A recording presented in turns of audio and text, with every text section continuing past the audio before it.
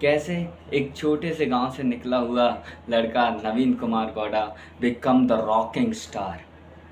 Hello guys, I am Nitin Ojha, an entrepreneur. आज बात करने वाले हैं रॉकिंग स्टार यश की लाइफ की जर्नी के बारे में। जितना कि हम यश की फिल्मों से सीख सकते हैं, उससे कहीं ज़्यादा हम उनकी रियल लाइफ से सीख सकते हैं। उनकी जर्नी स्टार्ट होती है 8 जनवरी 1986 में, जब उनका जन्म हुआ कर्नाटक के हसन ज़िले में, और उसके भी एक छोटे से गांव भुवनहल्ली में।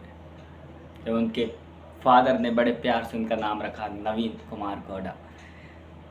बट होता है ना कि मिडिल क्लास फैमिली में रियल नेम से तो बुलाया ही नहीं जाता, उनका एक निकनेम रखा गया यशवंत, और उसको भी छोटा करके उनको यश के नाम से बुलाया जाने लगा।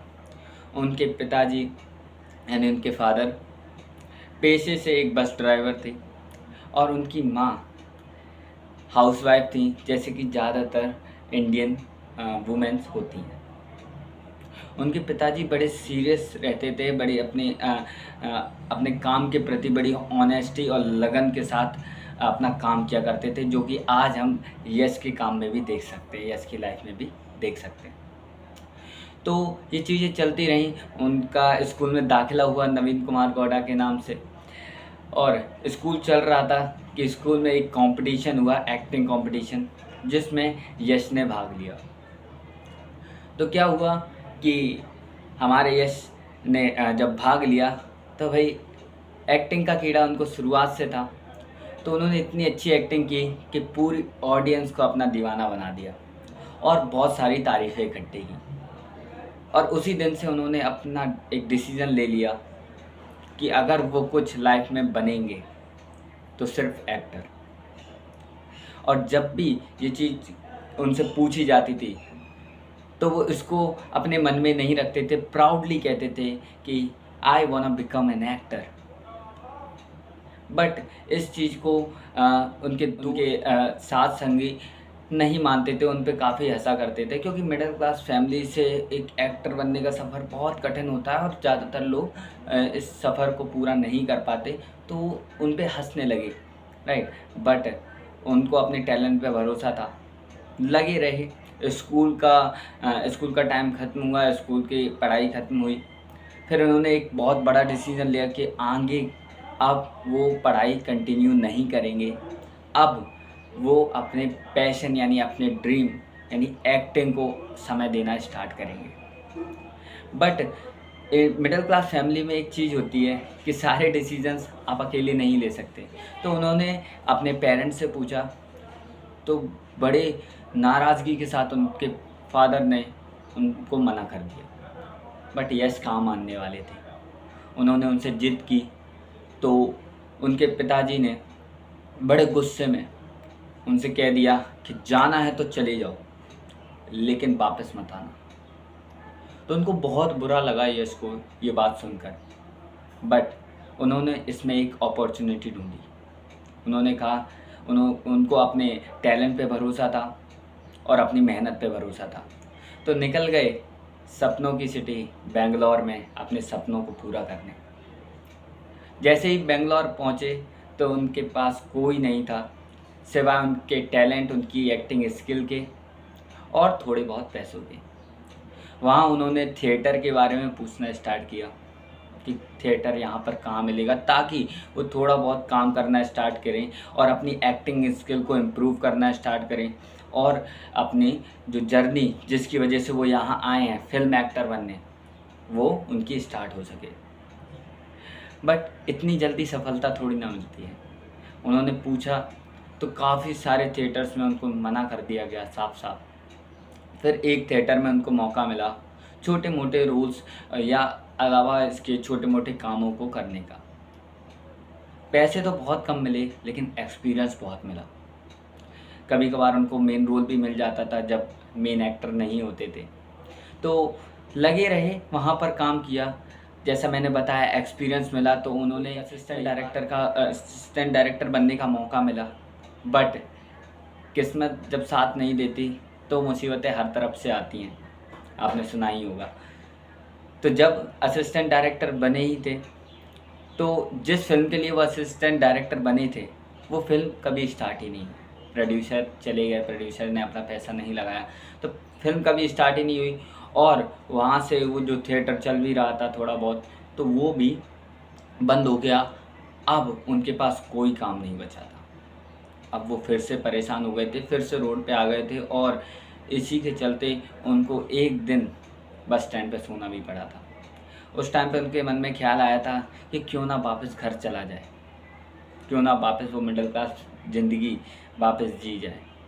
बट उनके सपने इतने बड़े थे कि सपनों ने उनको जाने नहीं दिया, उनकी हिम्मत को टूटने नहीं दिया, और वापस से वो उठ खड़े हुए और वापस से और भी थिएटर्स और भी जगहों पे जाके फ़िल्मों से रिलेटेड जितने भी काम थे उनके लिए एप्लीकेशन देना स्टार्ट किया।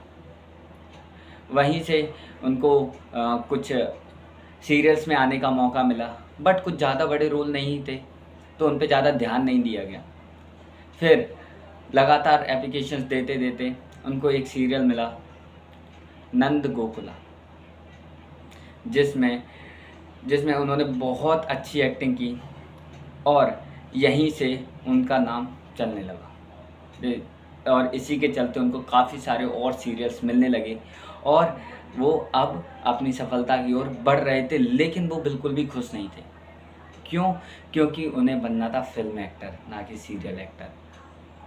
तो उन्होंने जारी रखा, अब फ़िल्म एक्टर के एप्लीकेशंस देना उन्होंने जारी रखा, ऑडिशंस वगैरह देते रहे। तो उनको एक फ़िल्म मिली, बट उसमें बहुत छोटा रोल करने को मिला, तो उन पे फिर से किसी ने ध्यान नहीं दिया।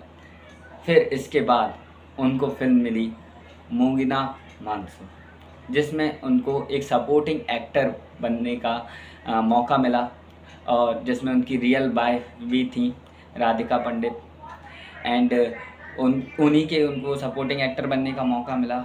वहाँ पर उन्होंने इतनी अच्छी एक्टिंग की कि उस एक्टिंग के लिए उन्हें फिल्म फेयर का अवार्ड भी मिला।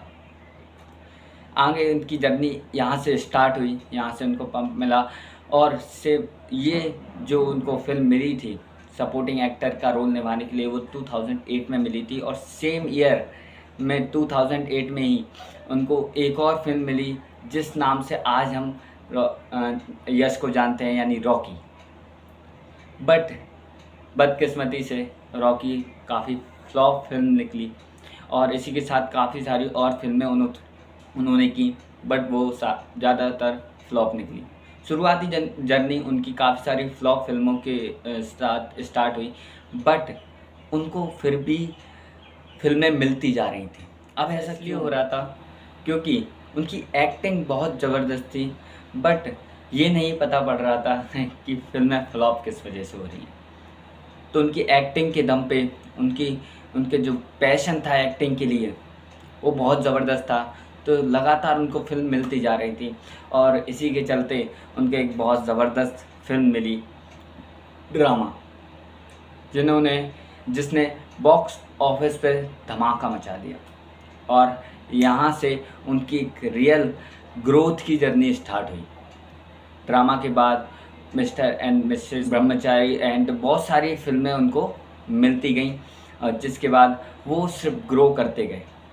2016 तक उन्होंने 4 से 5 ऐसी सुपरहिट फिल्में दे चुके थे, लेकिन फिर 2 साल उनकी कोई फिल्म नहीं आई।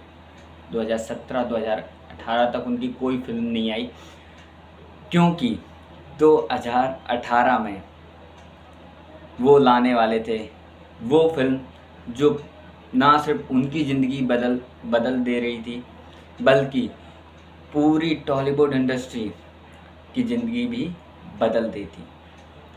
यस, मैं बात कर रहा हूँ KGF चैप्टर 1 की। यहाँ से उनको एक सुपरस्टार, रॉकिंग स्टार के नाम से जानना स्टार्ट हुआ।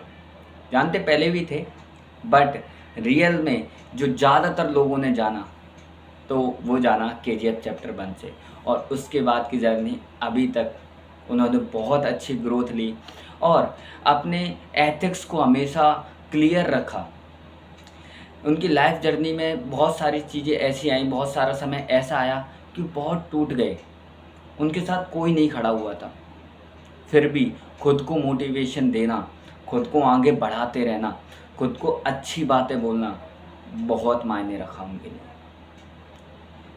कभी कभार होता है हम छोटी मोटी प्रॉब्लम में फंस जाते हैं और हम उतने में ही कहने लगते हैं यार मेरे साथ ऐसा क्यों हुआ, मेरे साथ ही होना था क्या। बट यश ने ऐसा नहीं किया, उन्होंने अच्छे अफर्मेशंस खुद के साथ किए और आज आप उनकी सक्सेस को देख सकते हैं। तो उनकी लाइफ से हमें सीखने को क्या मिलता है, एक जिद बहुत ज़रूरी होती है आपकी सफलता के लिए, क्योंकि जिद करना कोई नहीं सिखा सकता। जिद एक ऐसी चीज़ है जिसके लिए कहीं ट्रेनिंग नहीं दी जाती। जिद आपको खुद ही अपने अंदर से आनी चाहिए। दूसरा, आपका पैशन इतना मजबूत होना चाहिए कि आप सब कुछ छोड़ने के लिए तैयार हो जाओ।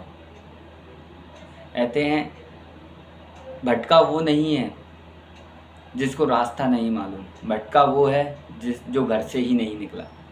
अपने पैशन को इतना मजबूत करना बहुत ज़रूरी है कि आप उसके लिए सब कुछ छोड़ सकें। और साथ में पैशन के साथ आता है पेशेंस, सब्र भी बहुत ज़रूरी है। खुद को संयम रखने के लिए कि भाई ज़रूरी नहीं है जितनी जल्दी हमने सोचा उतनी जल्दी सफलता मिली जाएगी। काफ़ी सारी ऐसी प्रॉब्लम्स आ जाती हैं जो हमने सोची भी नहीं होती हैं, तो उसमें भी संयम रखना बहुत ज़्यादा ज़रूरी है। प्लस लास्ट में आ जाता है हम्बलनेस। जैसा कि आप यश को देख सकते हैं, कितने हम्बल, डाउन टू अर्थ, मतलब कोई इतनी बड़ी सफलता मिलने के बाद भी ऐसा कोई ईगो नहीं है, एटीट्यूड नहीं है, राइट। क्योंकि वो जानते हैं ये ईगो एटीट्यूड इंसान को बर्बाद करके रख देता है। तो अगर आप ये 4 चीज़ें सीख जाते हैं, जिद करना, पैशन को फॉलो करना, पेशेंस रखना और प्लस हम्बलनेस, जिसका एक जीता जागता उदाहरण मैं आपको दे चुका हूँ, यश। तो अगर आपको वीडियो पसंद आई हो तो वीडियो को लाइक ज़रूर करें, लोगों तक शेयर करें ताकि और भी लोग इंस्पायर हो सकें, और कमेंट में बताएं कि आपको बेस्ट पार्ट क्या लगा इस वीडियो में और आप आगे कैसी और वीडियोस चाहते हैं। प्लस अगर अभी चैनल को सब्सक्राइब नहीं किया है तो उस रेड बटन को अभी दबा दो और बेल आइकन पर क्लिक ज़रूर कर देना। तो मिलता हूँ एक और ज़बरदस्त वीडियो में आपसे। Thank you so much.